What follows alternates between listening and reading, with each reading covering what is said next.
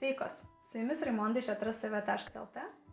Kadangi mano projektas Būti moterimi ir neišprotėti įsibėgėjo, jame mokosi 20 žmonių ir aš gaunu daug teigiamų atsiliepimų apie tai, kaip teigiamai keičiasi jų gyvenimai, kaip jie pradeda suvokti save, labiau pažinti ir aš tikrai už juos labai džiaugiuosi.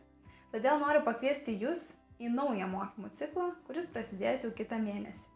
Jame, kaip ir pirmajame, kalbėsime apie tai, kas yra žmogus, kas yra gyvenimo balansas, vidinis aš, kaip jį atrasti, suprasti, kaip pajausti, kaip paklausti jo ir gauti atsakymus. Valysimės neigiamas energijas, taip pat prisimsime atsakomybę už savo gyvenimą ir suprasime, kodėl tai labai svarbu. Taip pat kalbėsime apie santykius, apie visatos dėsnius ir panašiai. Ir kas dar labai svarbu tose mokymuose, kad aš atsakinėju į asmeninius jūsų klausimus. Tai yra, mes ieškome atsakymų į klausimus, kurie rūpi būtent jums. Nes aš noriu, kad iš mokymų žmonės išsineštų tiek daug, kiek gali. Kad tos naudos būtų kuo daugiau kiekvienam. Taigi visą reikalingą informaciją apie mokymus jūs pamatysite apačioje video.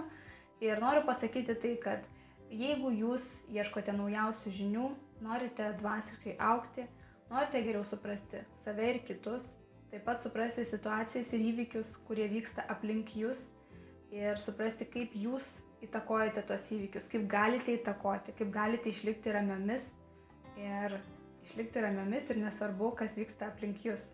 Ir tai tikrai yra įmanoma. Todėl būkite drąsios, aktyvios ir junkitės į mūsų būrį. Lauksiu jūsų visų. Iki.